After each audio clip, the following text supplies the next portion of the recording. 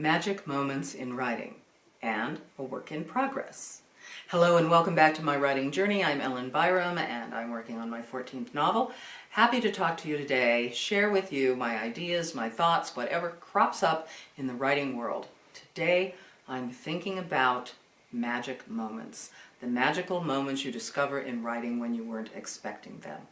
So what do I mean by a magic moment? Well, I think it could be a character, an action, a plot point that you have been working on. You have been thinking about it for weeks, it hasn't come together. Then all of a sudden, it does. Is it magic?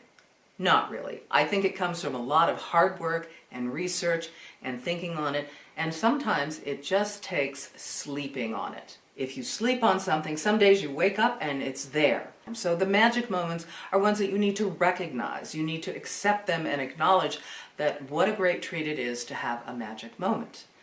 And I love the idea of sleeping on a problem. A lot of people, a lot of experts think that dreams are nothing. But I believe in dreams, and dreams have inspired books and other writing projects of mine.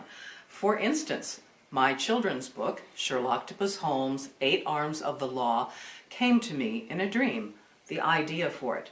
Now, just because the idea came to me in a dream, it didn't mean I didn't take years to figure out this book and write it. And I first wrote it in prose, and that didn't work, so I knew it had to be rhymed and metered. A lot of work, but the idea felt magical. And right now I am working on a book, Crook Tales for Two. It's set in 1934, October 1934. It opens on Columbus Day with a mobster being murdered. My main character, Esme de la Forêt, is a playwright on her way up, and she meets a guy who's kind of her Nick to her Nora. And I love the interplay between them, but that all came to me in a dream. The very first chapter came to me, it was so vivid.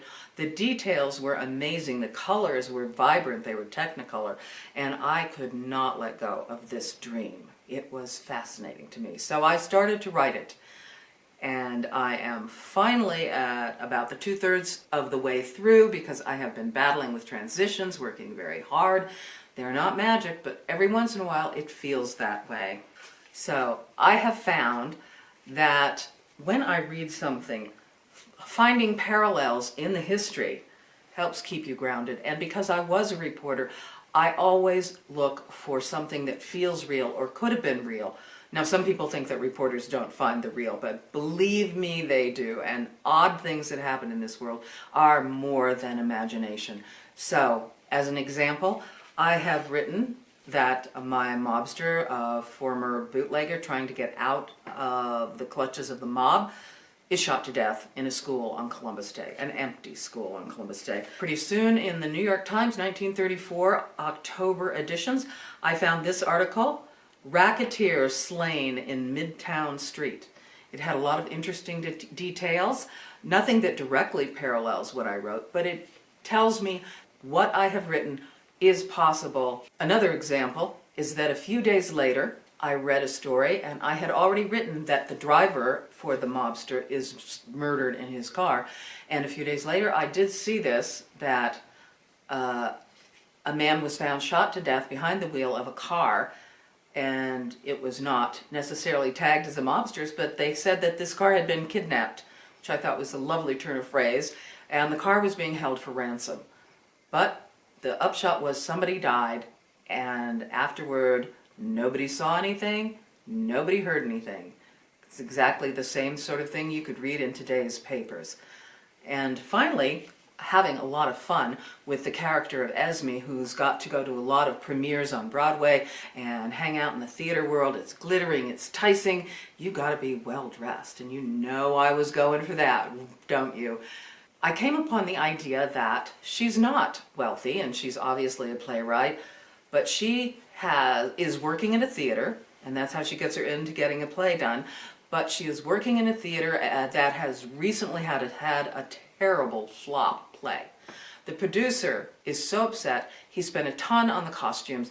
He does not ever want to use those costumes again. He's superstitious, but he allows Esme to buy costumes so that she can alter them and wear them to all the premieres and all of the parties and all of the glittering events she must go to. I love this. I love describing the costumes and the characters. But what I found out later is that the actress, Kay Francis, was an actress in Broadway, later in films in Hollywood, known as very well dressed, and she got the reputation in New York as being one of the best dressed women in New York. Well, it turns out she had been borrowing costumes from costume departments, and so now you know why she's so well dressed and why it appealed to me. I'll be working more in the next few weeks, obviously, on this, and maybe I'll talk more about the costumes. That's all I have for now. Until then, sweet dreams. Bye.